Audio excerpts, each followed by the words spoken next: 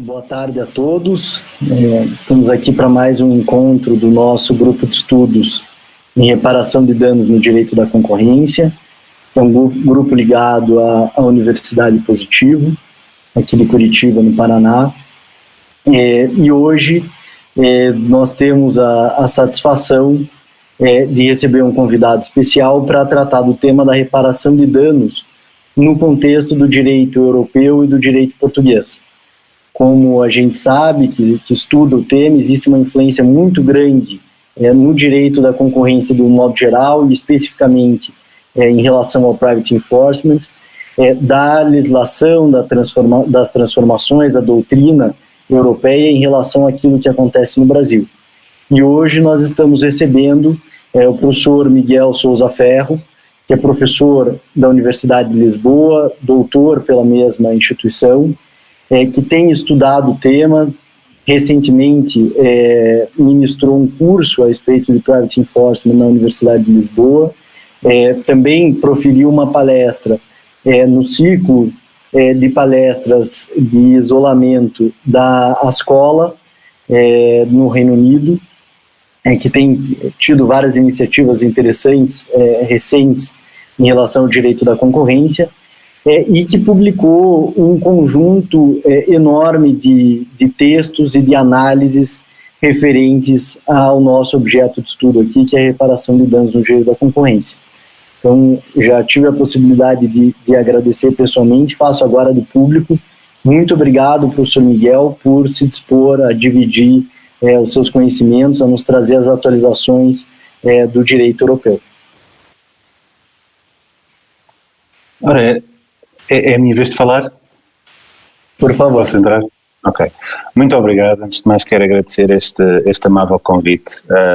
E é um prazer estar aqui a falar convosco. E fico ainda mais contente porque já percebi pela conversa antes de começarmos que estou a falar com um público que já é bem conhecedor das discussões de private enforcement, e isso torna a conversa muito mais interessante. E nós temos, se não estou em erro, temos 1 hora para conversarmos, portanto não é assim muito tempo, tendo em conta a quantidade de questões que podíamos discutir.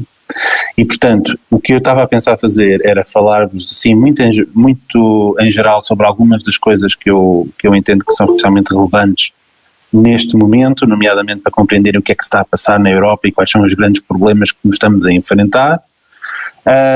Mas eu gostava sobretudo de deixar tempo para nós conversarmos e para serem vocês a dizerem quais são as questões. Acho que é capaz de ser mais útil desse modo para todos nós, até porque eu estou sobretudo com imensa vontade também de aprender quais são as discussões que estão a haver no Brasil, porque eu já tive indícios que não é garantido que vocês estejam a ter os mesmos problemas que nós, ou pelo menos que todos os problemas sejam iguais. E então, eu começaria por dizer que se é verdade que eu sou académico e que foi nessa lógica que eu entrei no mundo primeiro do direito à concorrência e depois do private enforcement da concorrência, a verdade é que eu também sou advogado e, portanto, estou com um pé nos dois lados. E sou um advogado talvez um bocadinho atípico, porque o meu escritório é uma boutique e o que faz é especializar-se na defesa de consumidores. E, portanto, eu estou a tentar promover ações que não existem ou não têm existido de todo em país nenhum da Europa até hoje, ações para indemnização em massa de consumidores vítimas de práticas anticoncorrenciais, mas também vítimas de outros tipos de práticas. E, portanto, a minha perspectiva é uma perspectiva académica, mas é também a perspectiva de um practitioner que vê as dificuldades que é estar do lado dos lesados, e sobretudo do lado dos lesados que são consumidores e, portanto, que não têm acesso à partida a recursos ou a meios de se organizarem para conseguirem fazer ações deste género. Então, como todos saberão, havia na Europa a ideia, até recentemente, até há cerca de 6 ou 7 anos atrás, havia a ideia de que praticamente não havia private enforcement da concorrência na Europa. Isso era uma ideia falsa. O problema era de que quando se faziam estudos, e esses estudos chegavam a essas conclusões, nomeadamente essa era a conclusão da Comissão Europeia, esses estudos perguntavam a pergunta errada. Eles perguntavam que ações é que tinham havido de indemnização por danos causados por práticas anticoncorrenciais. Ora, o private enforcement da concorrência é muito mais do que isso. E, portanto, eles procuravam ações de indemnização e, por isso, encontravam muito poucas. E encontravam ainda menos, dentro desse universo, ações de reação a decisões das autoridades da concorrência, portanto, as chamadas ações follow-on. Havia muito pouco. E não havia praticamente em lado nenhum exemplos de empresas, ou sobretudo empresas, que conseguissem compensações. Não havia. Pronto. O que é que estes estudos estavam a esquecer-se e que veio a perceber-se mais tarde? Era que havia todo um oceano de casos em quase todos os Estados-membros, mas sobretudo nos Estados-membros da Europa Ocidental. Havia um oceano de casos, não enorme, mas significativo, em que não estava em causa pedir indenizações, mas invocava-se o direito à concorrência para defender direitos.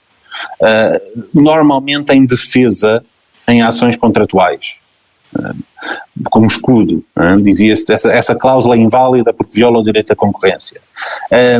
E eu fiz uma recolha para Portugal, outros colegas fizeram para a Inglaterra, outros colegas fizeram para a Espanha, e chegava sempre à mesma conclusão, espera lá, há aqui dezenas, centenas de ações que ninguém sabia que existiam, e estas são as que nós conseguimos descobrir. Portanto, quando a Comissão Europeia já estava a reagir a esta percepcionada ausência de casos, nós entretanto descobrimos, espera lá, não é bem verdade, há casos, não há casos é como nos sentidos em que vocês estão a pensar, mas há muitos casos. A famosa diretiva europeia que foi adotada para obrigar os Estados-membros a alterarem as regras sobre private enforcement, foi uma diretiva que veio responder aos problemas que tinham sido identificados pela Comissão Europeia. O que distorce muito as soluções que são a ser postas em cima da mesa, porque são soluções pensadas pelo regulador e são soluções pensadas com base nos problemas que esse regulador tinha identificado. E então, o resultado é uma lei que se preocupa apenas com a indemnização, esquece que há toda uma outra panóplia de razões para invocar o direito da concorrência. Eu estou a falar da diretiva, porque reparem, por exemplo, depois cada Estado-membro é livre de fazer o que quiser, aumentando aumentando o leque das práticas que estão cobertas. E, por exemplo, em Portugal nós transpusemos aquelas normas e dissemos isto não se aplica só à indenização, isto aplica-se sempre que se invocar o direito da concorrência. Mas, na esmagadora maioria dos Estados não foi assim, manteve-se aquele âmbito muito limitado a ações de indenização, que é completamente injustificável, porque todas as dificuldades de aplicação do direito à concorrência nas ações de indenização aparecem nas outras ações todas. A outra característica de termos uma lei feita pelo regulador, no fundo, pela entidade que faz o public enforcement, é que é uma lei incrivelmente preocupada com a proteção do public enforcement. E às vezes vai um bocadinho longe demais nesse sentido. Às vezes com soluções até inconstitucionais. Como quando se diz, por exemplo, que os tribunais podem pedir ajuda às autoridades de concorrência, mas as autoridades de concorrência são livres de recusarem. Que é tipo, não, mas espera lá, como é que uma autoridade administrativa recusa uma ordem de um tribunal?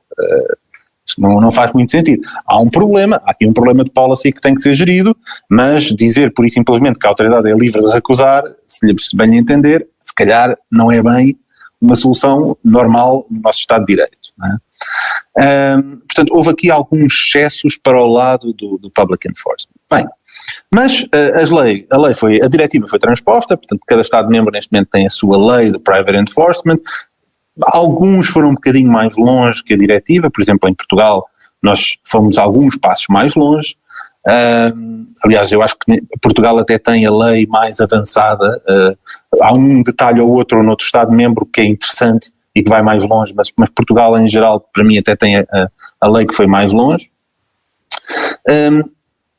E esta lei já está a ser implementada, nós já estamos a ver a revolução do private enforcement e já estamos a ver na prática as dificuldades que estão a surgir com a aplicação dessa nova lei. E por isso, como vocês no Brasil estão a ter neste momento uma discussão sobre quais são as boas soluções na lei, seria interessante que pensassem não apenas sobre, vamos lá ver o que é que estes europeus escreveram aqui na lei, mas pensassem também, vamos lá ver o que é que estes europeus já viram que afinal, apesar disto estar escrito, isto assim não funciona. E porque nós já temos chegado a algumas conclusões desse género.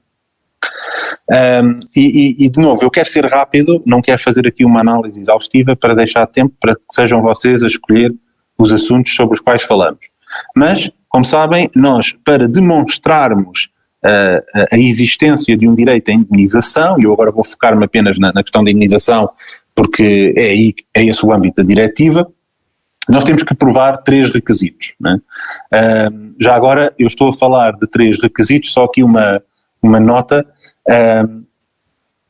Não era óbvio quando foi feita a diretiva, e não é óbvio para a esmagadora maioria das pessoas ainda hoje na Europa, mas o direito de indemnização, quando há uma violação europeu, okay? Portanto, quando é aplicável o artigo 101 ou 102 do Tratado Europeu, é o equivalente à Interstate 101 ou 102 do Tratado Europeu, é o equivalente à Interstate Commerce Clause americana, quando há um efeito nas trocas entre Estados-membros. Portanto, quando é aplicável o direito federal, digamos assim, o direito de indemnização é regido pelo direito federal, é regido pelo direito europeu e não pelo direito nacional. E isto é um ponto que as pessoas ainda não estão a compreender, porque vai contra todo o instinto do início. Ainda há poucos casos sobre isso. Portanto, a reação dos tribunais neste momento continua a ser de aplicar o direito civil deles e de não perceberem que os requisitos da existência da indemnização são regidos diretamente pelo direito europeu. Então, quais é que são esses requisitos? De acordo com o europeu, eu tenho que provar a ilicitude, a causalidade e o quantum do dano. Pronto. E dentro da ilicitude está incluída a culpa. Ora, provar a ilicitude de uma prática anticoncorrencial é incrivelmente difícil. Foi tornado mais fácil para as ações follow-on pelo facto de se dizer, já antes se dizia que as decisões da Comissão Europeia eram vinculativas dos tribunais nacionais. Pronto, antes isso não muda. Mas agora, com esta diretiva, sabemos que as decisões das autoridades nacionais de concorrência também são vinculativas dos tribunais nacionais em ações follow-on. Portanto, a infração está provada. Já agora, não é bem assim. Para fazer o paralelo com o Brasil, se vocês tivessem uma autoridade da concorrência no estado de Minas Gerais, uma pessoa do estado de São Paulo não podia invocar essa decisão como tendo um efeito vinculativo. Podia invocá-la para criar uma presunção ilidível, mas não uma presunção inilidível. Portanto, há aqui uma diferença.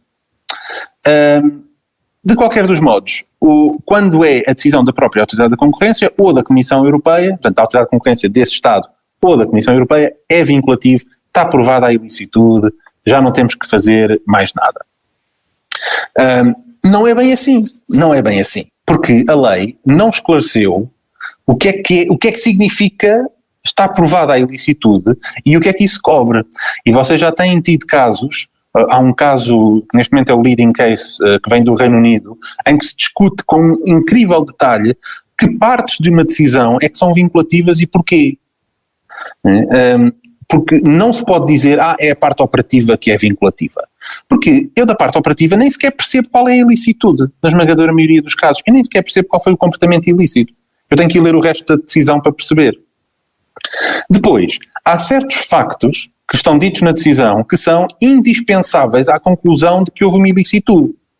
O Tribunal Nacional não pode dizer esse facto não aconteceu, mas há ilicitude. E, portanto, nós temos, no fundo, a conclusão desse Tribunal Britânico, que eu gosto muito e que sigo, é de que todos os factos que sejam indispensáveis à conclusão de ilicitude, todos os factos que são afirmados na decisão que sejam indispensáveis, têm que ser vinculativos. Há muita coisa que é deixada de fora. Por exemplo, se há conclusão sobre a ilicitude e, portanto, não é vinculativa. De qualquer dos modos, quando é a decisão da própria Autoridade da Concorrência ou da Comissão Europeia, portanto, da Autoridade da Concorrência desse Estado ou da Comissão Europeia, é vinculativo, está provada a ilicitude, já não temos que fazer mais nada. Não é bem assim. Não é bem assim. Porque a lei não esclareceu o que é que significa estar provada a ilicitude e o que é que isso cobre. E vocês já têm tido casos, há um caso que neste momento é o leading case, que vem do Reino Unido, em que se discute com um incrível detalhe que partes de uma decisão é que são vinculativas e porquê. Porque não se pode dizer, é a parte operativa que é vinculativa. Porque eu da parte operativa nem sequer percebo qual é a ilicitude, na esmagadora maioria dos casos. Eu nem sequer percebo qual foi o comportamento ilícito. Eu tenho que ir ler o resto da decisão para perceber. Depois, há certos factos que estão ditos na decisão que são indispensáveis à conclusão de que houve uma ilicitude. O Tribunal Nacional não pode dizer esse facto não aconteceu, mas há ilicitude. E, portanto, nós temos, no fundo, a conclusão desse Tribunal Britânico, que eu gosto muito e que sigo, é de que todos os factos que sejam indispensáveis à conclusão de ilicitude, todos os factos que são afirmados na decisão que sejam indispensáveis, têm que ser vinculativos. Há muita coisa que é deixada de fora. Por exemplo, se a decisão fizer uma quantificação de danos por qualquer razão, essa quantificação de danos não é necessária à conclusão sobre a ilicitude e, portanto, não é vinculativa. Outras coisas serão, por exemplo, é um caso de abuso de posição dominante. A definição de mercados é um passo indispensável e, portanto, a definição do mercado que leva à existência de uma posição dominante é, portanto, vinculativa. Não é? Quer dizer, portanto, tem que se fazer essa distinção.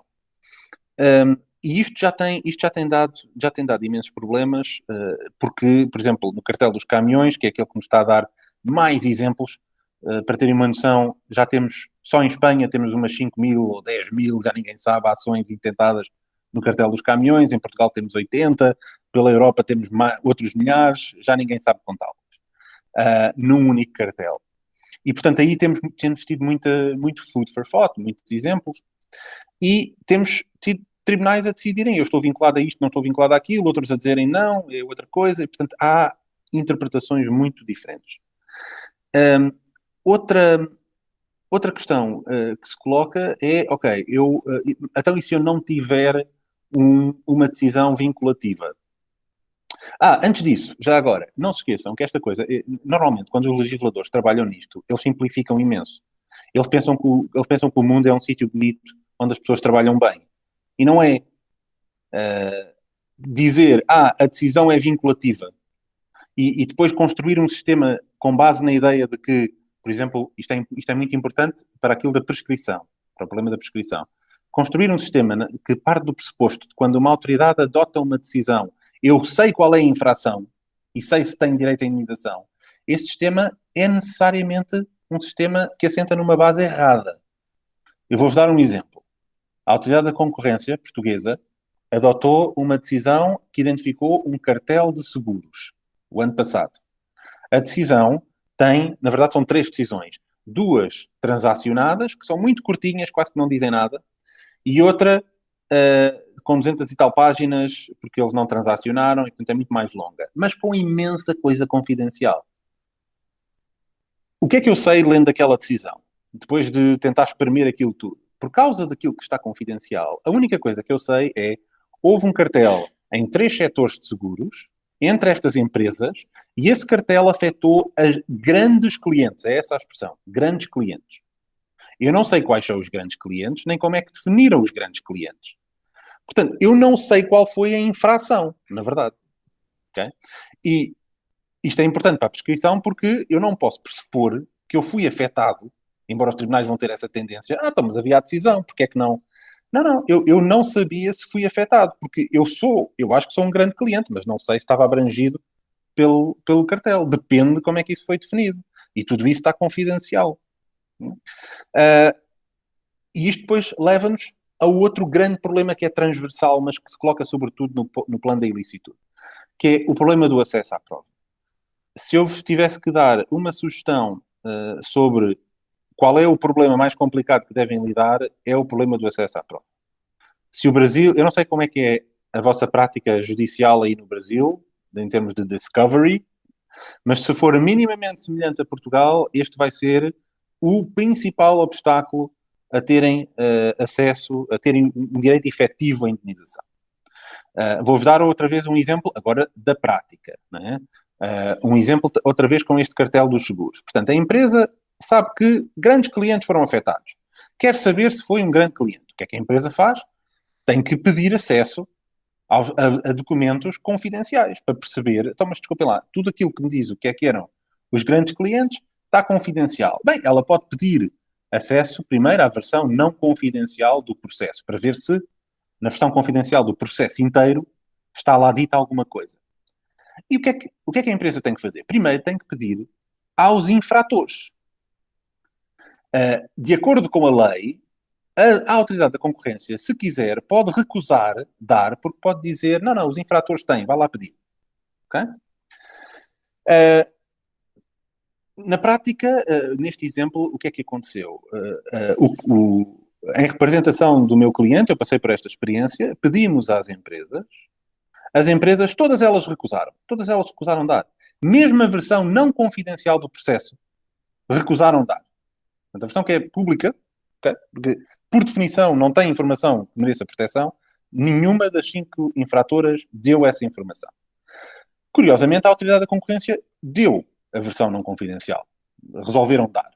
Mas também a versão não confidencial tinha tanta de informação tirada que aquilo não servia para nada. Ficámos outra vez sem saber. O que é que a empresa faz nesse caso? A única opção que tem é ir para tribunal pedir acesso aos documentos. Para pedir acesso aos documentos, ela tem que ler 9.000 páginas de processo não confidencial para fundamentar que fez tudo o que podia, procurou, não está lá, e eu quero ter acesso. Eu não estou a pedir a tudo, reparem, eu estou a pedir só àquele documento, porque eu li o processo, eu tive cuidado, eu fiz o que pude. Okay? Tem que mostrar a proporcionalidade do seu pedido, tem que mostrar... Isto é uma trabalheira. Eu fiz isto com a ajuda de colegas, portanto eu digo-vos, isto é uma trabalheira só para pedir acesso. Agora reparem, a empresa não sabe se é lesada. Okay? Está a gastar horas e horas e horas de advogados para descobrir se tem direito a uma indenização. Quem é que vai fazer isto? Isto não funciona. Isto não funciona. E se uma empresa que tem uma expectativa de recuperar umas centenas de milhares talvez o faça, um consumidor nunca o vai fazer. Ou uma pequena empresa nunca o vai fazer. E depois não se esqueçam que o acesso aos documentos só vale para quem os pediu. Portanto, aquela empresa tem acesso àqueles documentos, mas não os pode partilhar. Portanto, todas as outras empresas têm que fazer o mesmo. Teoricamente, vocês teriam 200, 300 ações para ter acesso a documentos. Ok? Isto faz sentido? Não. É claro que não faz sentido. Não pode funcionar assim o sistema. Mas é o sistema que temos. E há soluções, claro, que se podem discutir para como é que se contorna isto. Bem, outros grandes problemas. Provar a causalidade. Bem, provar a causalidade, a diretiva criou-nos algumas presunções, disse-nos os cartéis causam danos. Ok. Temos uma presunção de causalidade. Não nos ajuda a quantificar, mas temos uma presunção de causalidade. Agora, temos também outras presunções de causalidade na relação de passing on. Se eu provar que comprei um bem afetado pelo cartel, apesar de ser cliente indireto, tenho direito, está provado o passing on, ou pelo menos está criada uma presunção ilidível de passing on, e agora o problema é das infratoras de provarem que não houve passing on. Isso é muito importante, isso ajuda imenso. Reparem na diferença crucial da lógica europeia comparada com a lógica americana e canadiana. Nos Estados Unidos e no Canadá, a regra até agora tem sido passing on, não, isso, estão doidos. As empresas é que pedem indenizações. Os consumidores, os clientes indiretos, não pedem indenização nenhuma. Isso que é uma lógica corporatista estranhíssima, né? Porque nós sabemos que normalmente parte dos danos, pelo menos, se não todos, são passados aos clientes. Portanto, dizer que a empresa intermediária que usou o bem cartelizado para o revender ou para o integrar na sua produção e o vender, que essa empresa tem direito à totalidade da compensação. Para nós isso ofende o princípio da compensação plena, não é? Porque está a ser sobrecompensada. E, no entanto, nos Estados Unidos eles vivem muito bem com isso. Pelo menos até recentemente, ao caso Apple, no Supremo Tribunal, em que pela primeira vez se começou a abrir uma maneira de talvez voltar um bocadinho atrás nesta jurisprudência. Na Europa, não. Na Europa nós entendemos que, não, isto é o princípio da compensação plena. Você tem que provar, tem que indemnizar os danos reais. Agora, pronto, vamos fazer presunções para tornar isto mais fácil e pomos o ónus da prova do outro lado. Agora, isto é outro pesadelo. E aqui provavelmente não haverá nenhuma solução que não passe pela concentração das ações no mesmo juiz. Porque se vocês têm um cliente direto a pedir indenização, um cliente indireto a pedir indenização, a lei o que diz é os juízes devem fazer o máximo para evitar sobrecompensação, tudo possível. Está bem, mas como é que eles evitam isso? Qual deles é que vai suspender a ação à espera que o outro decida e depois o outro decide mal? Este não concorda com o que o outro fez. E por isso não pode estar proibido de dar a compensação justa a estas pessoas porque aquele decidiu mal. Quer dizer, não funciona. O sistema assim não funciona. E eu aproveito isto para chamar a atenção para a principal fragilidade que está a ser evidenciada neste momento na Europa com todo esse sistema, que é o professor Camargo Gomes estava a dizer-me que até agora no Brasil ainda não houve nenhum caso que levasse a muitas ações, que estão à espera que isto aconteça no futuro, mas que ainda não aconteceu. Nós cá já temos, né? Temos o cartel dos caminhões. E o que é que provou o cartel dos caminhões? Que isto é um pesadelo. Porque vocês terem 10 mil ações num só Estado, 100 noutro, mais 200 noutro, mais uma ação, terem mais 4 ou 5 ações na Holanda, cada uma delas com centenas de lesados todos juntos, né? Isto não funciona, porque inevitavelmente vão ter interpretações diferentes do direito no mesmo caso de tribunais e juízes diferentes. E já estamos a ter. Além de que o sistema judicial fica completamente sobrecarregado. Mas assim, quer dizer, este sistema é lógico? Não, da perspectiva do sistema de justiça, isto não é lógico. Os americanos tiveram um caso que há muitos anos atrás já, onde houve uma situação que nem era tão grave como esta, e eles levou-os a criar o Multi-District Litigation Rule, que é permitir a concentração da litigância de casos no mesmo juiz, provindo de vários tribunais, de vários estados, e juntam aquilo tudo. Na Europa, até agora não há discussões sérias disso, e no nosso sistema é muito difícil fazermos isso. Até dentro do mesmo Estado está a ser difícil, quanto mais juntando, aglomerando as ações de todos os Estados num único tribunal. E com os problemas de línguas e não sei o quê, que nós falamos 26 línguas por aqui, não é? Portanto, isto torna tudo ainda mais difícil. Mas esse é um grande desafio. Seguramente haveriam mecanismos alternativos que passassem por um tribunal europeu especializado ou passassem por uma publicização do private enforcement, haver uma agência administrativa responsável por gerir estes casos, ou pelo menos os grandes casos. Não é? Há várias soluções possíveis. Neste momento, o sistema, o que é que está a resultar? Está a resultar que é incrivelmente vantajoso para os advogados, que estão a fazer imenso dinheiro a litigar estes casos todos. É muito injusto para alguns lesados que perdem casos que outros ganham com os mesmos fundamentos, e custa imenso dinheiro a toda a gente. Custa dinheiro ao Estado, nos recursos dos tribunais, custa dinheiro aos defendants, custa dinheiro aos claimants, custa dinheiro a toda a gente. E para chegar a um resultado de justiça dúbio. Porque a justiça, se é tão diferente de uns para outros, alguns não a estão a ter. Pronto, e o último problema que queria referir para deixar tempo para nós conversarmos é o problema da quantificação. E a quantificação,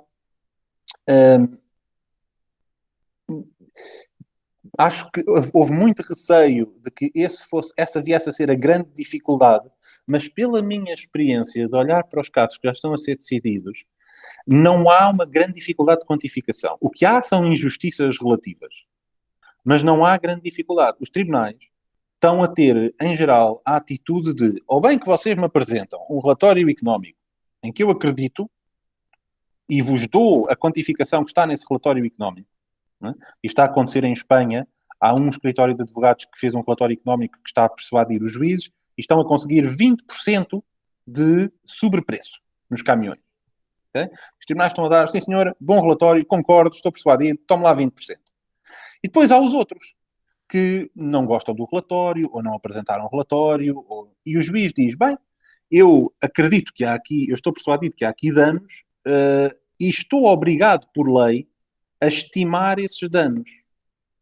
E depois, há uns juízes que dizem, espera lá, mas eu só tenho que estimar os danos se vocês me provarem que fizeram o possível para os estimar. Se vocês não provaram que fizeram isso, então não se tornou impossível ou excessivamente difícil quantificar os danos. Vocês é que não o fizeram. Portanto, não leva danos nenhum, não quantificaram. E outros dizem, eu acredito, de facto, isto é muito difícil, portanto, eu vou estimá-los. Como é que eles estimam? Há estudos económicos, nomeadamente publicados pela Comissão Europeia, que mostram que os cartéis levam, em média, a sobrepreços de 20%. A Hungria e a Letónia, se não me falha a memória, puseram nas leis deles presunções de quantificação de sobrepreço para cartéis de 10%. E os tribunais estão a chegar a esse resultado, em vez de irem para 20%, vão para os 10%, porque é mais cauteloso, pronto.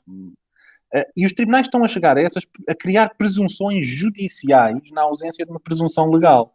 Eles dizem, bem, eu não sei muito bem quanto é que é os danos, eu tenho que estimar, 10%, ou, mais vezes, 5%. Vá lá, pronto, 5% de sobrepreço, tome lá. Quer dizer, portanto, acontece, há quantificações, os tribunais não têm tido problemas em quantificar e em estimar quando querem. Este resultado é justo? Se calhar não. Se calhar esse é que é um problema que temos de discutir. Mas na prática, a quantificação em si não está a ser um obstáculo ao acesso à indenização, de todo. Pronto, e vou-me ficar por aqui para ainda termos algum tempo para conversarmos. Muito obrigado.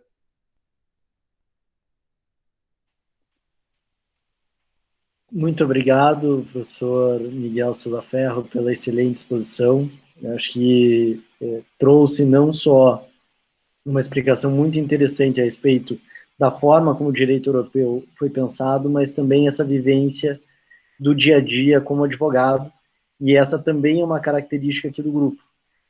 Quase todos são advogados militantes no direito da concorrência, então, além da experiência do ponto de vista do direito acadêmico, do estudo acadêmico, também vivem o direito na prática.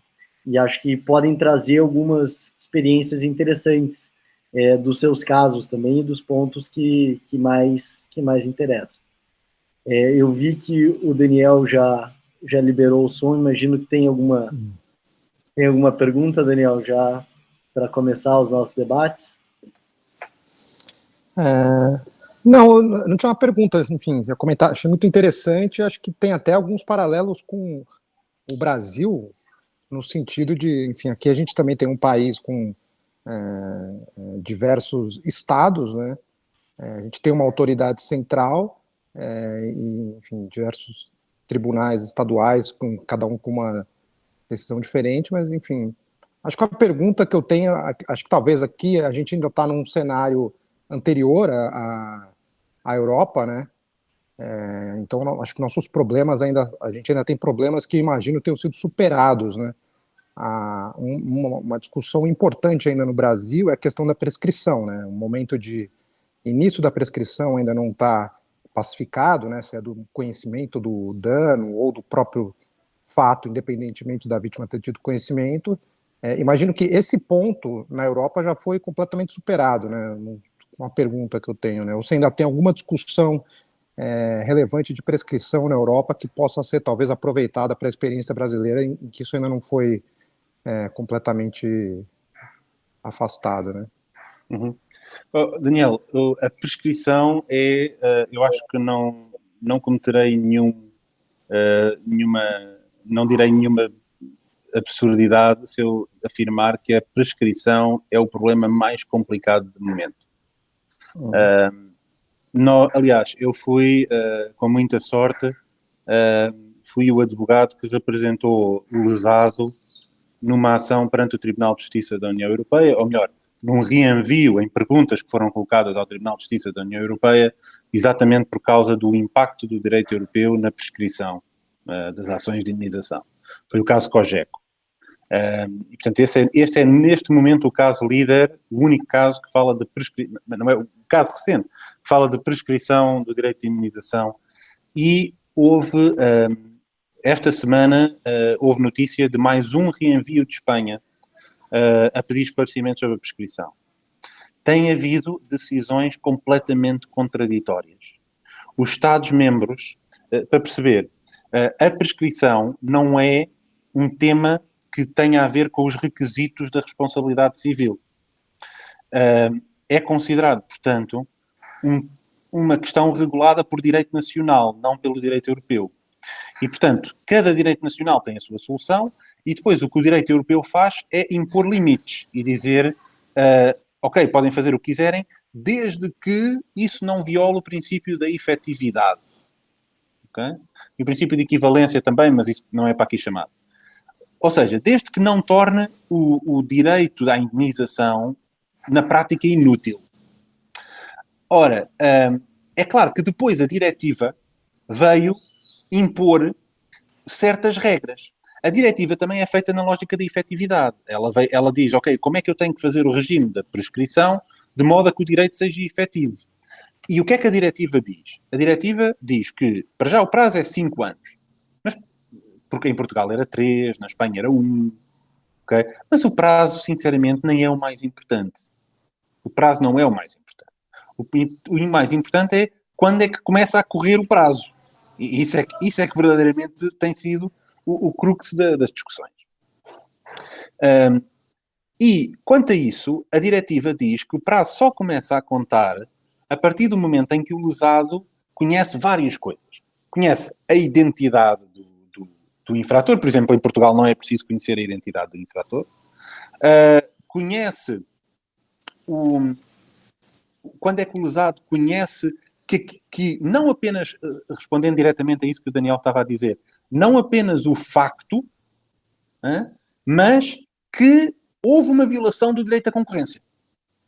E é aqui que entra a grande especificidade do problema do direito à concorrência e da prescrição.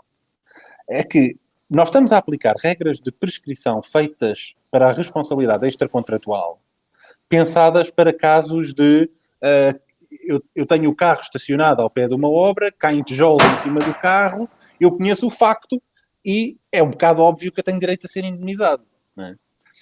Essa lógica não é transponível para o direito à concorrência. Porque eu até posso saber alguns factos de comportamento, mas isso não quer dizer que eu saiba que eu tenho um direito a ser indenizado, porque o direito à concorrência é tão complexo, e toda a jurisprudência europeia está a bater nesta tecla, e nomeadamente no caso Cogeco. Atenção, isto é especial, estes direitos implicam apreciações incrivelmente complexas. É tão complexo que eu, normalmente, para saber se tenho direito à indenização, eu tenho que ter acesso a documentos confidenciais para perceber se houve uma violação do direito à concorrência. As pessoas os juízes generalistas têm tendência a simplificar isto porque não estão a pensar bem em todos os detalhes que têm que ser preenchidos para eu saber que tenho direito à indenização. Mas, na grande parte das vezes, a existência de um direito à indenização é incrivelmente discutível. A existência do ilícito é incrivelmente discutível. O outro lado vai dizer que não há. Vai dizer que o mercado não é esse, que é aquele. Vai dizer que a prática era justificada economicamente por causa disto, por causa daquilo. Vai dizer que não havia discriminação ou que não havia... Seja lá qual for a prática, há sempre tantos requisitos discutíveis que aplicar a lógica então não viu que os tijolos estavam em cima do carro, o prazo começa a correr. esta lógica não faz sentido no direito da concorrência. Aliás, mesmo com aquele exemplo do cartel dos seguros, vocês podem ver que mesmo quando nós temos uma decisão, ainda assim podemos não saber se temos um direito a ser indenizados. Porque não sabemos exatamente qual foi a prática, nem se nós fomos afetados por essa prática. Portanto, e depois temos tido outros problemas. Outro dos grandes problemas que temos tido, houve, por exemplo, no caso Cogeco, mas já houve noutro caso em Portugal, é este. Uma empresa acha que há uma infração e que está a ser lesada. O que é que ela faz? Normalmente faz uma denúncia à autoridade da concorrência. E nessa denúncia, ela vai tentar construir um caso a dizer, olha, estás a ver, há aqui uma infração por causa disto, e vai tentar ser persuasiva. Mas depois chega e espera a autoridade da concorrência, vai fazer uma investigação, vai pedir documentos confidenciais, vai ter que ter acesso a um conjunto de dados que ela acha que são importantes para determinar se há uma infração. Passam-se anos, há uma decisão a dizer, houve uma infração. A empresa que denunciou vai para o tribunal e pede uma indenização. E o tribunal responde, então, mas o senhor não denunciou a prática? Já sabia que existia. O prazo começou a contar a partir da denúncia. Ele fica assim, então, mas reparem no absurdo. A autoridade da concorrência recebe uma denúncia, faz uma investigação a pedir acesso a documentos confidenciais, porque acha que são necessários para perceber se é uma ilicitude. Mas o tribunal, anos depois, acha que a pessoa já sabia que tinha um direito a ser indemnizada. Ora, como é que essa pessoa sabia se a própria autoridade da concorrência teve que investigar e ter acesso a documentos que ela não tinha? Estão a ver? Portanto, há aqui todos estes níveis de complexidade que normalmente não são apercebidos pelas pessoas que não estão por dentro das complexidades que é aplicar o direito da concorrência. E por isso é que é muito, muito importante que as ações de private enforcement, como nós fizemos agora em Portugal, que elas sejam postas num tribunal especialista. Porque quando vão para tribunais generalistas, as discussões tendem a dissipar-se por motivos de falta de noção da especialidade do direito da concorrência. Adriano, posso fazer uma pergunta? Olá, professor. Claro. Professor Miguel, parabéns também pela exposição. Gostaria de fazer uma pergunta que é a seguinte. O senhor falou que não há problemas, não estão enfrentando, pelo menos, problemas diretos com relação ao cálculo do sobrepreço. Mas e como fica a questão do repasse, a discussão da teoria do passing on? Isso já está também direcionado de alguma forma ou tem sido um empecilho grande para as ações de indenização existentes? Ok, ainda bem que fez essa pergunta, porque eu não queria deixar-vos com a impressão que não estamos a ter dificuldades de quantificação dos danos. Estão a haver imensas discussões sobre quantificação dos danos. O que eu queria explicar era que não é isso que está a impedir as pessoas de ter acesso a indenizações, em geral. Elas têm acesso a indenização, o problema é quanto indenização. O problema do passing on está a ser muito discutido, mas, sinceramente, aliás, se tem interesse nesse caso em especial, deve ver o acórdão do Supremo Tribunal Britânico desta semana, no caso Sainsbury's v Mastercard, que veio esclarecer o Standard of Evidence exatamente para o passing on e veio discordar do Court of Appeal, que disse que estava a ser exigente demais na prova do passing on pelo réu. Mas, atenção, porque o passing on é muito chato ser-se réu e tentar lidar com o argumento do passing on. Porque, normalmente, os infratores não têm ações intentadas pelos consumidores. Só têm ações intentadas pelos clientes diretos. Okay? E, portanto, normalmente o que os infratores estão preocupados é provar que houve passing on. E querem mostrar que houve passing on, e é sobre isso que fala o caso do Reino Unido que eu acabei de referir. No entanto, a partir do momento em que começarem a aparecer ações de consumidores, e vão aparecer, eu estou a fazer algumas, a preparar algumas, vão aparecer, o que é que vai acontecer? Os infratores vão ter que dizer nestas ações que houve passing on e nestas ações que não houve passing on, o que obviamente não podem dizer. Né? E portanto vão-se ver um bocadinho encostados à parede, então espera lá, O dano tem que ficar a algum nível da cadeia. Onde é que ele fica? Depois, por outro lado, o consumidor que está cá em baixo, ou a empresa que é cliente final, também tem que provar o passing on. Mas lá está, esse tem a vida facilitada por aquela presunção. Portanto, eu diria, Bruno, é fundamental que a vossa lei brasileira, para proteger os lesados, tivesse esta mesma presunção de que se eu comprei um bem a um cliente direto e esse bem foi afetado pelo cartel, pela prática anticoncorrencial, eu sou lesado também. Depois é um problema de discutir o quanto é que eu fui lesado. Mas houve passing on, algum há de ter havido. E depois vamos discutir quanto, ok? Isso é muito importante porque sem isso as pessoas não vão conseguir provar o passing on. É incrivelmente complicado ter acesso a documentos de terceiros, os clientes diretos, para provar contabilisticamente que aquilo foi passado. Por outro lado, alguns tribunais em Espanha, Bruno, estão a ser incrivelmente desrazoáveis com os coitados dos infratores. Porque os infratores também têm direito a ter acesso a documentos. E os infratores pedem acesso para provar que houve passing on. E os tribunais dizem, espera lá, eu adoro esta. Esta, para mim, é das histórias mais divertidas que saíram de Espanha nos últimos tempos. O infrator chega ao tribunal, o réu chega ao tribunal e diz, não houve dano nenhum. Não houve dano nenhum. Estes gajos estão a dizer que houve dano, não houve dano. Mas se houve dano, houve passing on. Ok? E o tribunal responde, e depois dizem, e eu quero acesso a documentos para provar que houve passing on. Ok? E o tribunal responde, acesso a documentos para provar que houve passing on. Então, mas o senhor está a dizer que não houve danos? Portanto, se não houve danos, o que é que foi passed on? Não há nada, não, o senhor contradiz-se. E não lhes dão acesso. Isto é uma situação muito complicada, não é? Porque eles, se os tribunais adotarem esta posição, coitado do réu, tem que dizer, ok, pode ter havido 1 cêntimo de danos, quer dizer, não dá, não é? É muito complicado. Portanto, está a ser especialmente difícil lidar com estas discussões. Obrigado, professor. Muito esclarecedor.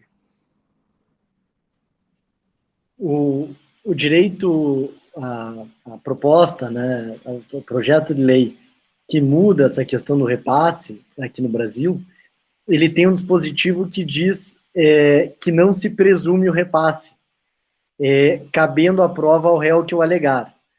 Na verdade, essa é uma tentativa de impedir até uma tendência que houve na jurisprudência de presumir o repasse em desfavor do autor da ação de reparação.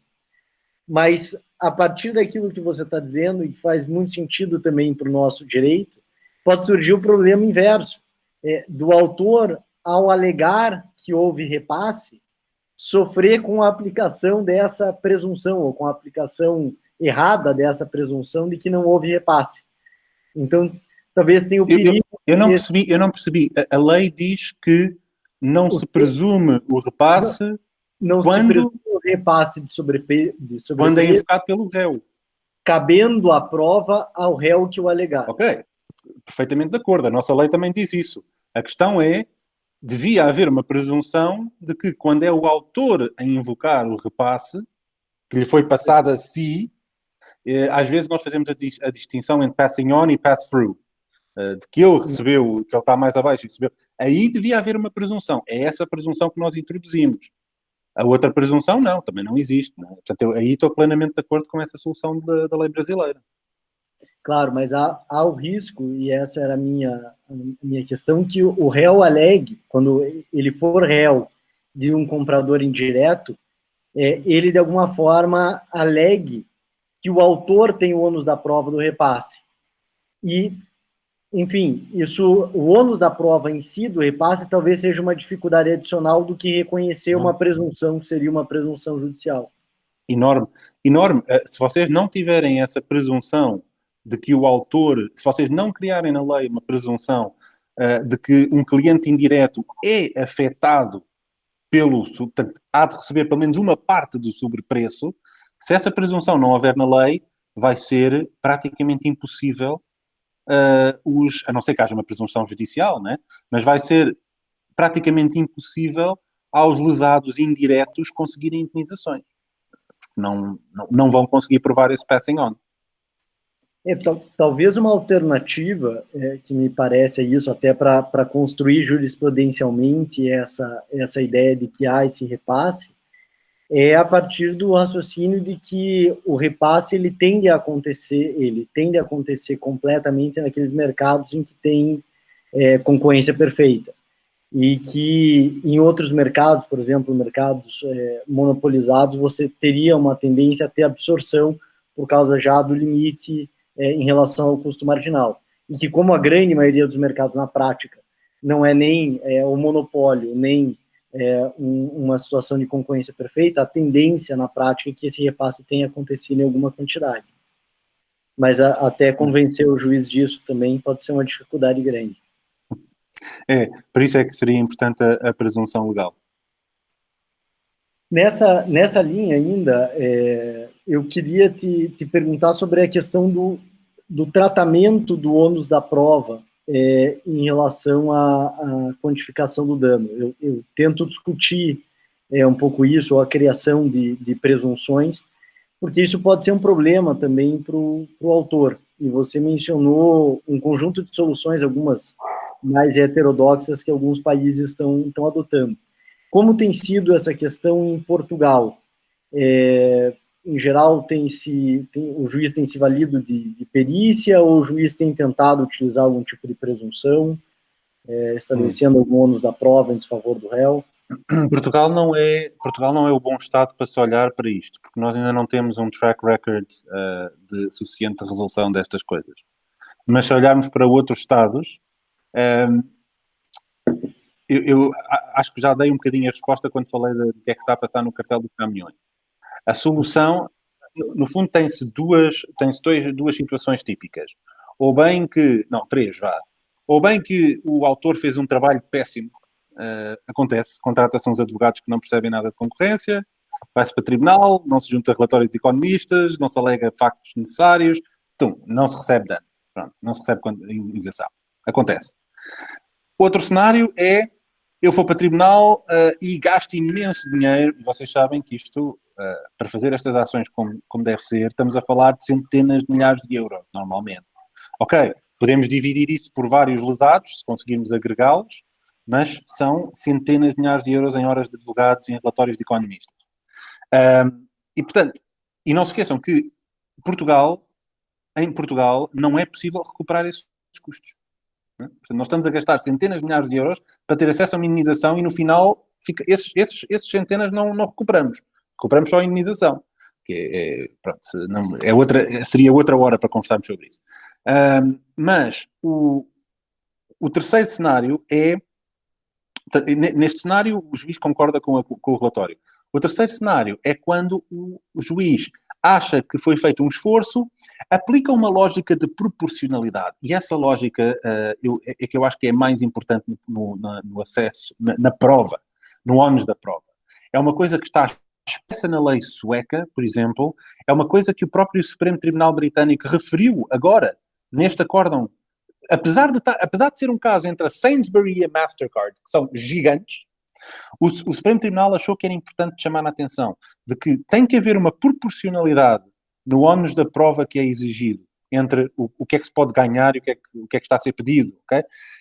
E isso é fundamental, porque um dos problemas que mais me preocupa e que acho que no Brasil também vos deve preocupar, e eu estou sempre a pensar na proteção dos consumidores, é o direito da concorrência é construído como um direito dos ricos.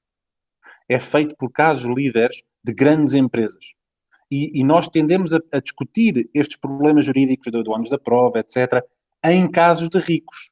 Ora, se nós vamos pensar na consequência para o ónus da prova, se nós dizemos que para quantificar os danos eu preciso de apresentar um relatório de economistas, ou então não tenho direito à compensação, eu estou a dizer que os pequenos lesados não vão ter direito à compensação, porque, então, sobretudo num país como Portugal, em que não se recupera os custos no fim.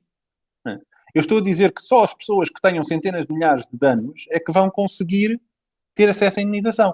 Ou então, estou a obrigar as pessoas a juntarem-se e a terem um litigation funder que fica com uma parte dos seus custos da sua indenização para pagar aqueles custos comuns.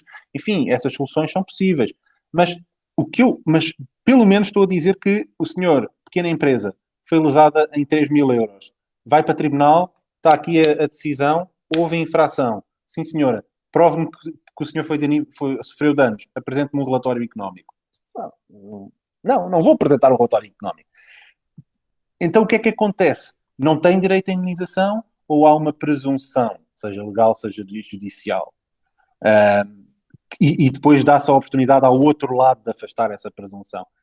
Isto parece-me uma solução justa, esta presunção. A tal presunção que os húngaros e os da Letónia puseram na lei parece-me justo. E parece-me que se não houver essa presunção na lei, os tribunais vão chegar a essa presunção por via judicial. Inevitavelmente vão lá parar ao mesmo sítio. Espero eu, porque se não pararem, a consequência é não há compensação para os pequenos.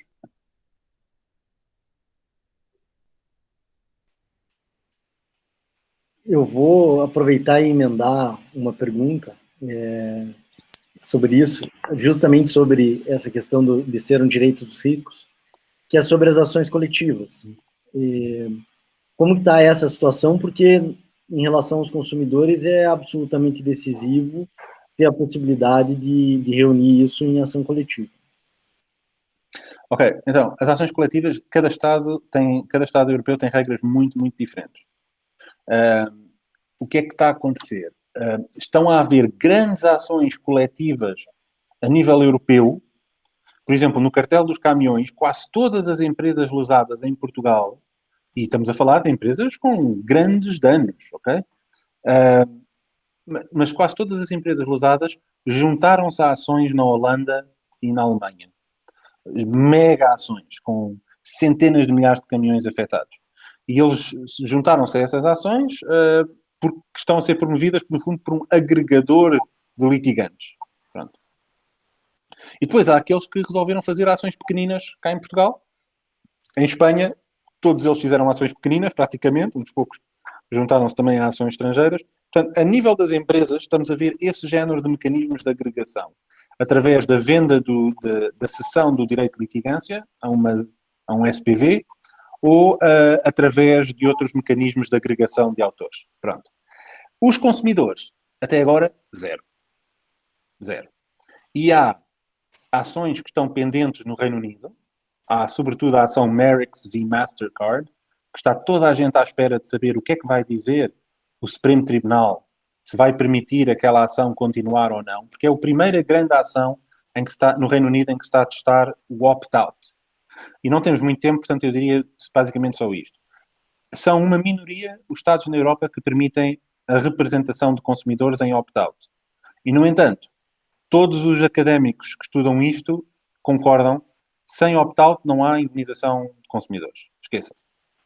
O opt-in nunca vai funcionar. Para a esmagadora maioria dos casos.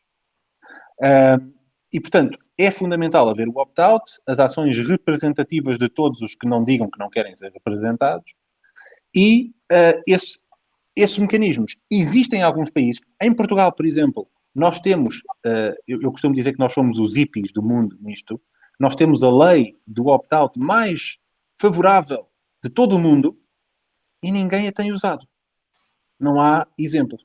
Eu tenho uma ação pendente que fizemos como teste, aqui há uns anos, que está pendente, foi para um tribunal, na altura ainda geral, e está pendente ao fim de 5 anos. Ainda não avançou de todo. Ainda não passámos ainda não entramos na discussão dos factos.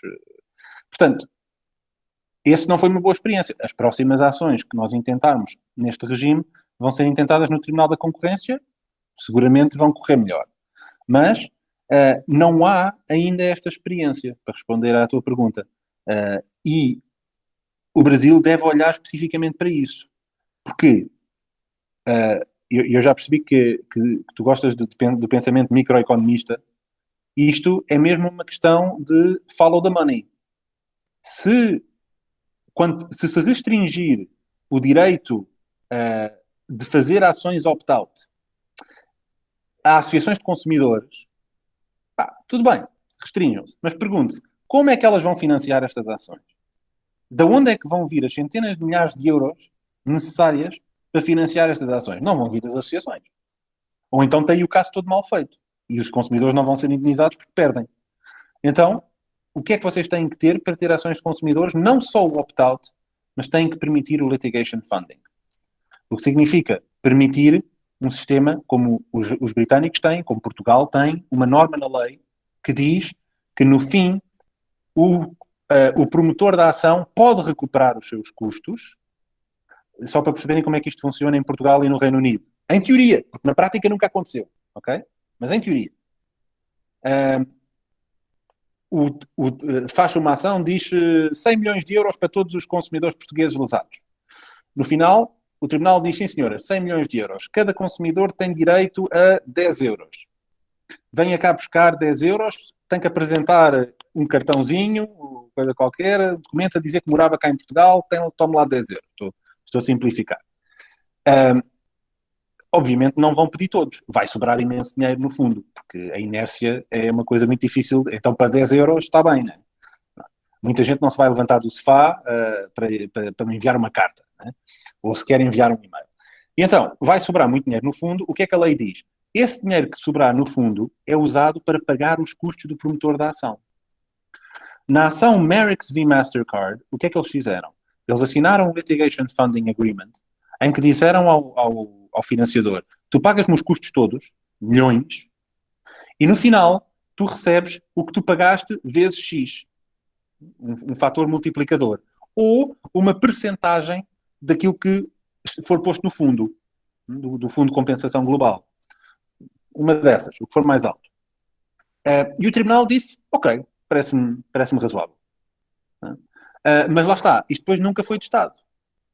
O que é que isto permite? Este sistema é espetacular, porque permite não só interessar os litigation funders, porque estão a correr um risco enorme de gastarem milhões e de nunca verem dinheiro, não é? É um risco tremendo, mas também permite uma coisa extraordinária, que é todos os consumidores que forem buscar o seu dinheiro recebem 100% do seu dinheiro. Não estão a receber o seu dinheiro menos uma percentagem. Não. Estão a receber 100%. E a compensação do funder está a vir da inércia dos outros. Não está a vir daqueles que se mexeram e foram buscar. Portanto, é incrivelmente justo. E depois ainda vai sobrar dinheiro no fundo. O que é que sobra? O que é que se faz ao dinheiro que sobra no fundo? Vai para o Estado. E o Estado, e pelo menos é o que diz a nossa lei, num momento de poesia, o Estado usa o dinheiro para promover o acesso à justiça. Não é bonito? Este é tão bonito, pá. Nós, portanto, precisamos ter ações destas para termos dinheiro para promover o acesso à justiça. Mas vamos ver. Ainda tem que ser testado.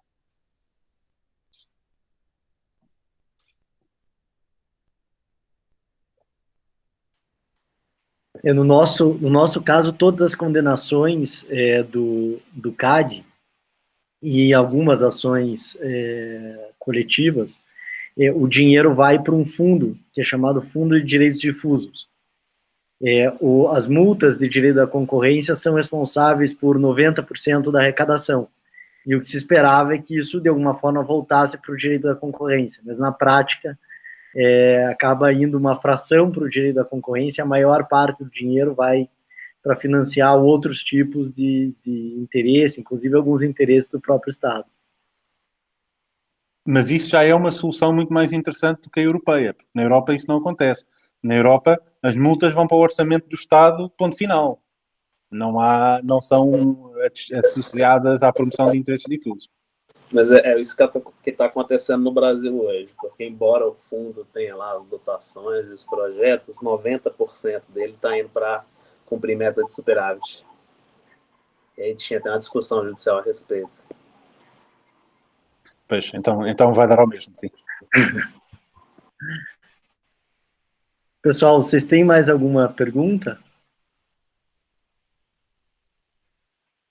Se eu puder fazer um comentário, talvez um ganchozinho com o último encontro que a gente teve, que a gente comentou um pouco sobre a intervenção do judiciário, né, nas decisões do CAD, e como na União Europeia teria uma discussão mais madura, né, sobre o assunto. Então, a gente estava comentando no último encontro que a maioria, né, metade para mais das decisões do CAD, não só em questão aí de danos de reparação, mas no geral, né, cartel, outras condutas, enfim, que seriam reformadas posteriormente ou suspensas pelo Poder Judiciário, e como não há uma cooperação e uma discussão a respeito disso, porque o judiciário constrói uma jurisprudência que, apesar de ser fundamentada na lei da concorrência, vai totalmente contra o que o CAD eventualmente vem decidindo no assunto.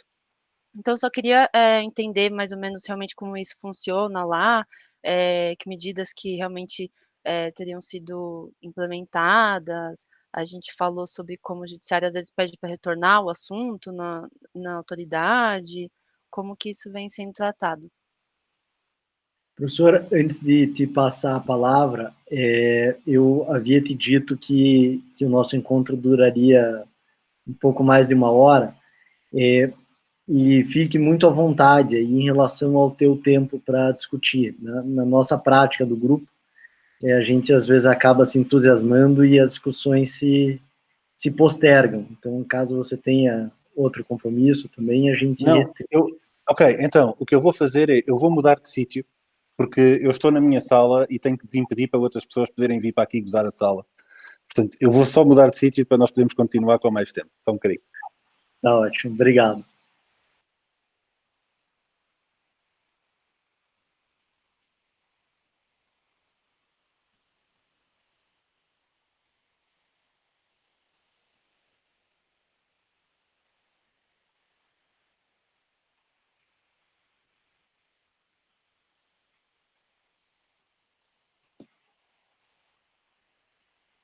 Muito bem, vem cá para fora apanhar ar fresco.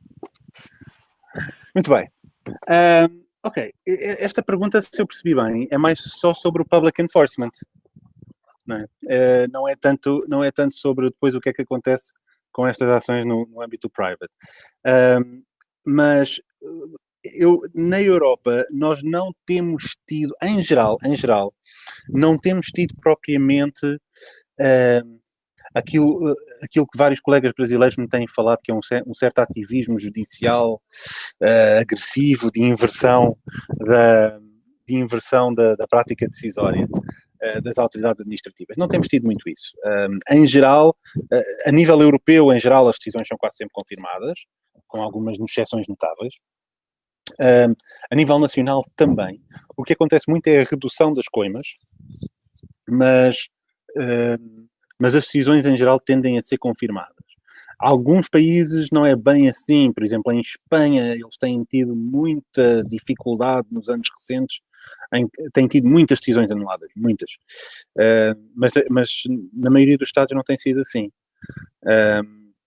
Portanto, eu acho que a realidade brasileira talvez seja um bocadinho diferente da nossa. Não sei se me quer explicar melhor isso. Na verdade, o que a gente comentou muito eu acho que aqui tem uma questão também de até quando o judiciário consegue intervir, né? A gente comentou tá bom, então a gente pode dizer que ele interfere nas decisões do CAD. Quando eu não sei, o conceito de discricionalidade é a mesma coisa lá? Eu não sei se... Mas porquê que a judiciária tem alguma coisa a dizer? Vocês têm criminalização das práticas antitrust? Tem. Acho que eu não estou sendo muito claro. Não temos, em geral tem uma tendência de revisão judicial das decisões. Então, depois da decisão do CAD, em geral se iniciam ações anulatórias. Os infratores iniciam ações anulatórias perante o Poder Judiciário. Sim, mas anulação de multas ou anulação de... Porque, quer dizer, no nosso sistema apenas temos as multas, não é? E aplica-se direito contra-ordenacional, portanto não é um recurso administrativo. Mas, por exemplo, os irlandeses, os ingleses, eles têm a possibilidade de penas de prisão, e aí é mesmo direito penal. Eu estava a tentar só perceber se vocês estão a falar apenas de multas ou se estão a falar de direito penal propriamente dito. Tá. Eu estava mais me referindo à multa administrativa mesmo, em questões A Polícia Judiciária mete o nariz numa multa administrativa? Oi? A Polícia Judiciária interfere num processo de multa administrativa? Então, às vezes as empresas são condenadas por multas, enfim, administrativas, ou até outras penalidades, né? Não contratar mais com a administração pública, enfim. e aí, em razão dessas decisões administrativas, as empresas contestam no judiciário e, eventualmente, podem ser anuladas. Ok, então fui eu que percebi mal. Eu percebi que estava a falar da polícia judiciária. Não era a polícia judiciária. Eu ouvi polícia judiciária, fui eu que ouvi mal. Ok. Na prática, o que acontece é uma certa fragilidade das decisões da autoridade. Então, talvez na Europa essa fragilidade tenha havido durante um tempo, mas de um modo geral essa fragilidade seja menor, até pela referência de que se presume ilicitude, por exemplo. Isso já é algo impensável no nosso sistema. Não, nós não presumimos ilicitude. Antes, pelo contrário. Todo o ônus da prova está do lado da autoridade. E é muito difícil... O que eu quis dizer foi que, a partir do momento em que se tem uma decisão da autoridade, no processo judicial, para reparar o dano, existe uma presunção. Sim, mas esta colega, a Natália, não está a falar dessa situação. Ela está a falar de um recurso contra a decisão de public enforcement, se eu percebi bem. Né? As empresas recebem uma decisão da autoridade a aplicar uma multa e vão para tribunal contestar essa decisão, certo? Natália? Minha pergunta era mais geral, mas, enfim, fiquem à vontade. Nesse caso, é verdade então o que estava a dizer, que é, de facto, na Europa nós passámos por uma fase onde, sobretudo a nível nacional, não a nível europeu, mas a nível nacional houve uma tendência a haver uma primeira fase em que as decisões eram mais anuladas e depois ganhava-se experiência e as autoridades começavam a fazer o trabalho de maneira diferente e viam as suas decisões ser confirmadas. Mas, sinceramente, por exemplo, em Portugal, eu acho que o grande ponto de viragem não foi tanto... É um bocadinho a mistura dos dois. É claro que a autoridade da concorrência aprende e faz melhor trabalho. Mas o grande ponto de viragem, provavelmente, até foi mais a experiência dos juízes. Porque as decisões da autoridade da concorrência eram controladas pelo Tribunal do Comércio de Lisboa, por juízas que... uma delas, por exemplo, agora é juíza no Tribunal Geral Europeu, e elas, no início, anulavam muitas decisões e depois, ao fim de 3 ou 4 anos, deixaram de anular. E mais, e elas olhavam para trás e diziam, anos mais tarde, quando podiam falar sobre isso, elas diziam, aquelas nossas primeiras decisões, eu hoje se pudesse voltar atrás não tinha decidido assim. Porquê? Porque elas não tinham tido formação especializada em direito da concorrência e estavam learning on the job. Não é? E, portanto, há uma curva de aprendizagem grande. E eu acho que foi a combinação dos dois fatores. Os juízes dominarem mais o direito da concorrência e começarem a aplicar uma lógica especializada de direito da concorrência e a autoridade da concorrência fazer melhor trabalho. Mas isso não explica tudo. Isso não explica porque é que em Espanha, por exemplo, eles continuam a ter tantas anulações. E já não devia haver esse fenómeno. Eu não sei, por exemplo, quão concentrado é que é o vosso controle judicial no Brasil das decisões do CAD. É muito concentrado ou é disperso? Ele iniciou concentrado porque, como o CAD tem sede em Brasília, havia um entendimento de que os processos deveriam ser ajuizados na Justiça Federal do Distrito Federal. Teve uma decisão do Supremo Tribunal Federal que descentralizou isso. Então, hoje, eu poderia entrar com uma ação contra o CAD em qualquer seção judiciária federal. Então, foi o caos. Não necessariamente, porque as partes continuam acabando ajuizando mais em Brasília ou no limite aqui em São Paulo, entendeu? Mas o caos atualmente, eu vejo, é porque tem um entendimento de que o judiciário deveria ter uma deferência ao CAD no que diz respeito à aplicação da regra de direito à concorrência e que deveria olhar só do ponto de vista formal se tem algum vício ou não na decisão. O que eu acho que é completamente equivocado. É melhor que haja uma tentativa e erro, como você disse aí, em Portugal, e o juiz aprende aplicando, do que dar um salvo-conduto para o CAD e falar assim, você entende de concorrência, eu não vou entrar na sua seara, porque aí a gente dá espaço para a ter arbitrariedade. É curioso porque eu tenho uma aluna de doutoramento que está justamente a discutir essa questão da deferência, mas no setor da energia. Portanto, parece que isto está a ser um problema grande no Brasil. E essa questão em Portugal não se coloca, aliás, em lado nenhum na Europa essa questão se coloca. Não passaria pela cabeça de ninguém dizer o Tribunal deve dar deferência à autoridade da concorrência e respeitar a margem de discricionariedade deles na apreciação da... Não, o que nós dizemos é, espera lá, há aqui questões económicas complexas que, não para as questões de direito, não para as questões de facto simples, mas há certas apreciações económicas complexas que aí sim tem de haver uma certa margem de discricionariedade. A nível europeu é isso que se diz. Mas controla-se o erro manifesto de apreciação. É assim que nós pensamos. Em Portugal nem sequer é assim. Em Portugal, embora na prática vá dar ao mesmo, em termos emocionais, mas em Portugal tecnicamente não há limite de controle, porque como estamos em processo de controle nacional, quando há recurso de uma decisão, a decisão tecnicamente o que acontece é a decisão transforma-se em acusação e o tribunal vai conhecer de tudo desde o início.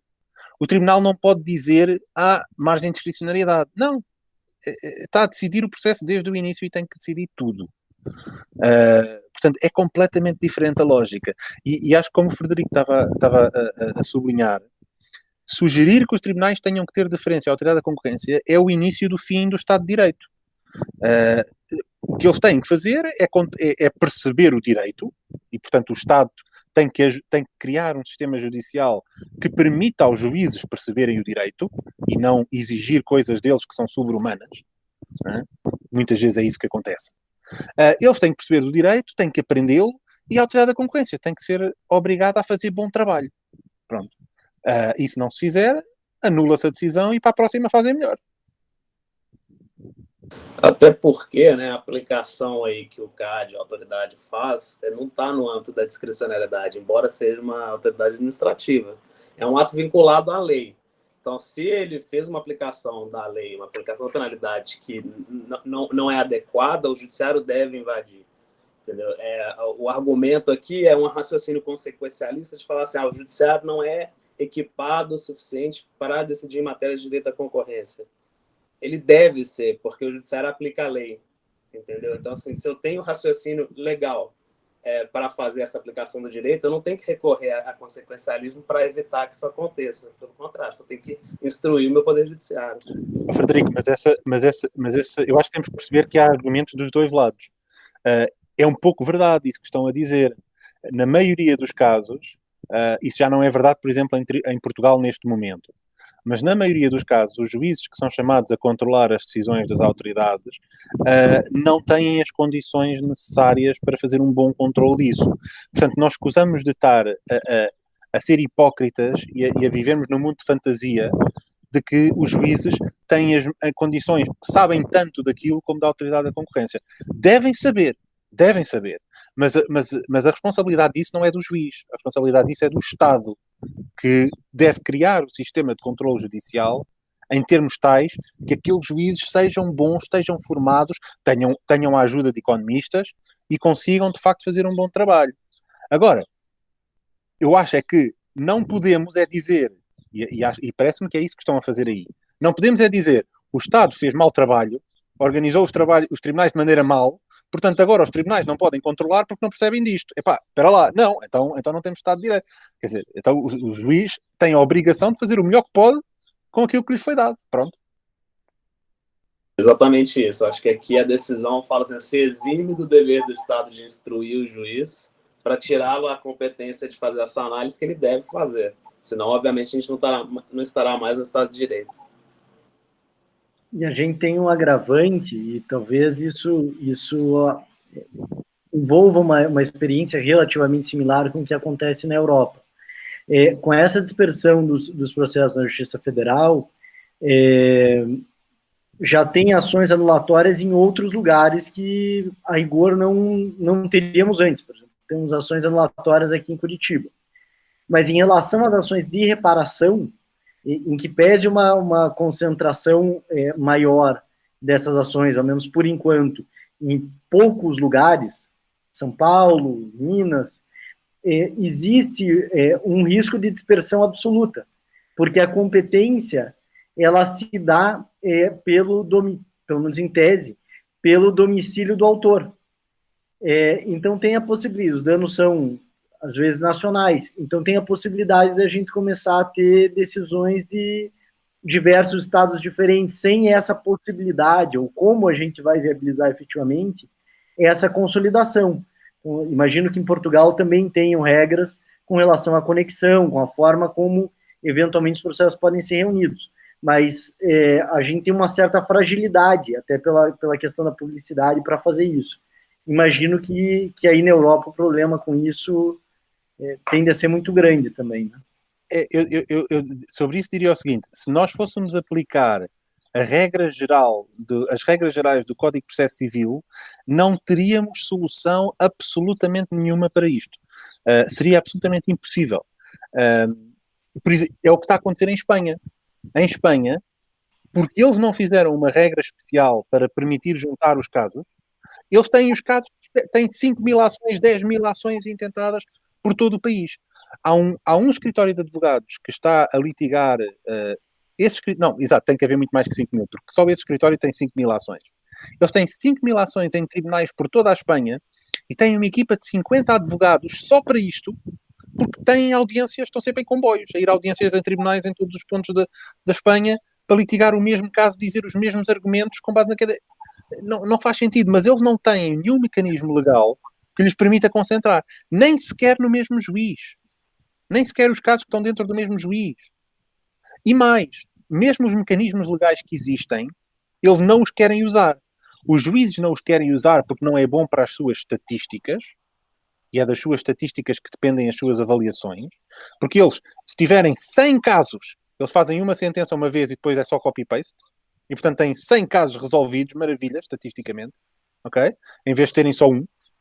E os advogados não querem concentrar, porque, devido às regras de custas em Espanha, se eles tiverem 100 ações, eles têm 100 vezes custas de advogados, pagas pelo outro lado, e também ganham muito mais dinheiro assim. Portanto, há todo um conjunto de regras processuais que distorcem os incentivos económicos para tornar a coisa ineficiente. Em Portugal, como é que nós resolvemos isto? Todas as ações que sejam baseadas exclusivamente, aqui está um problema, mas pronto, exclusivamente em violações do direito à concorrência, podem ser intentadas, aliás, têm que ser intentadas no Tribunal da Concorrência em Santarém. Um único Tribunal Nacional. Não é uma solução perfeita, mas já ajuda muito. Já ajuda muito.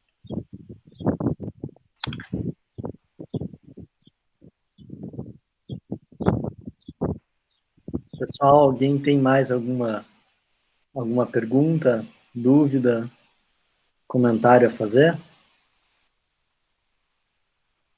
Bom, eu vou fazer a minha pergunta, porque depois de tantas discussões tão ricas e tão aprofundadas, a minha pergunta eu acho que ela até é quase que um pouco superficial.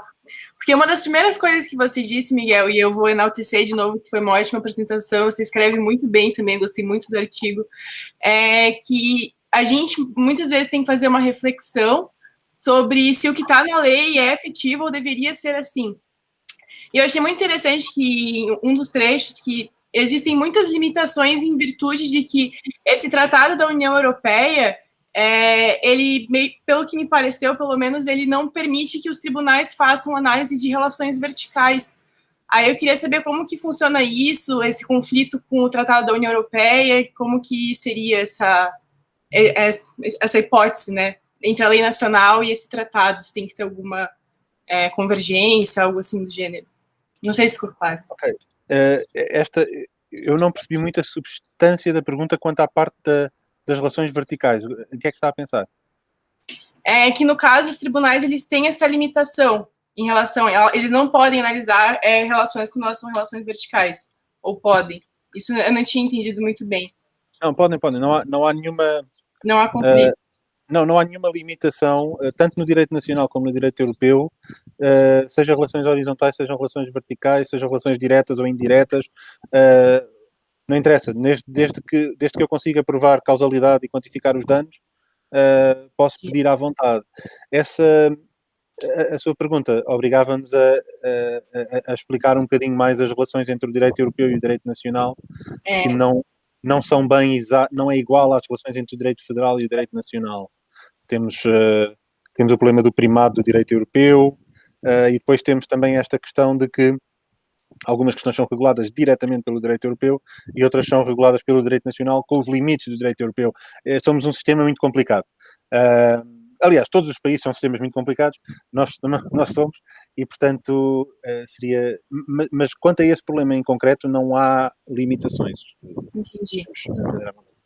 Foi algo que me chamou a atenção especificamente disso, mas eu fiquei com esse conflito interno de como que funciona de verdade essa questão da harmonização entre a lei nacional e a lei do Tratado da União Europeia. Mas, enfim, acho que ficou bem claro. E há ações nessa linha, um pouco da pergunta da Bárbara, há ações aplicando o direito nacional, buscando pós-diretiva, há um movimento forte de ações que envolvem também os casos nacionais e não os casos...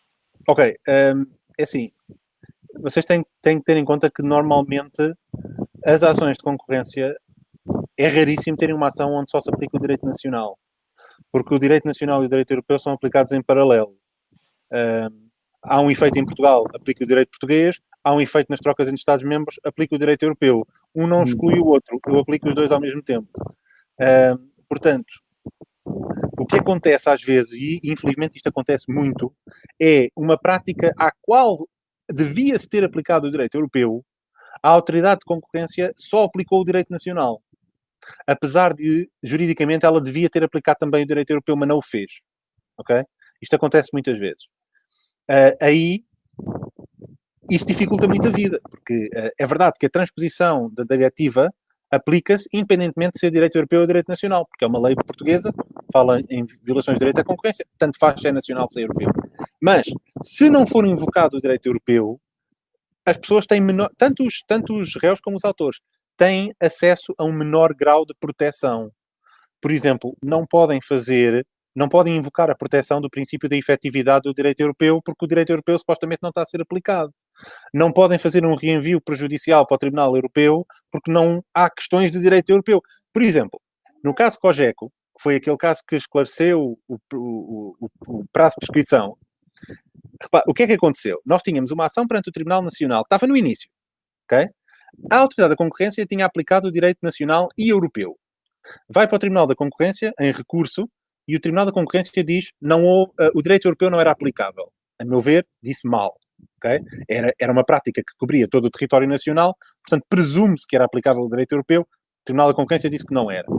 Ou seja, quando se vai fazer a ação follow-on private enforcement, só há uma decisão final, revista pelo Tribunal da Concorrência, que fala do direito nacional, não fala do direito europeu.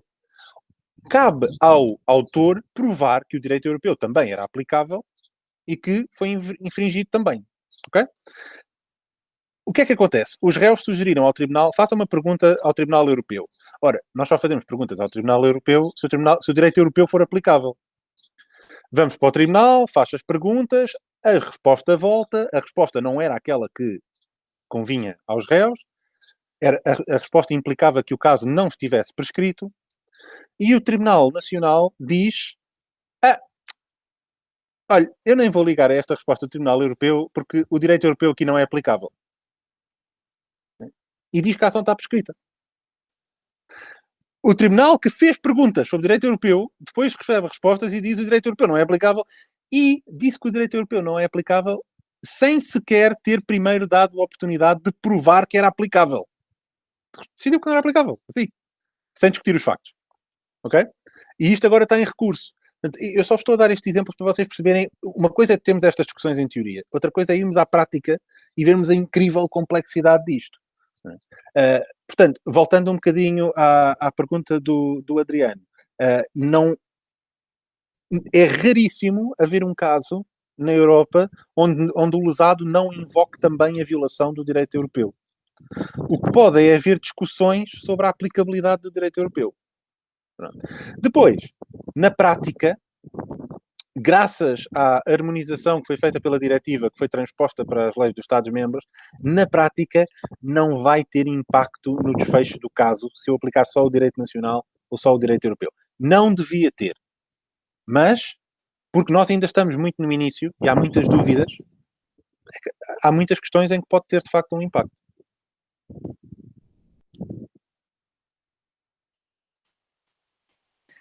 Muito obrigado.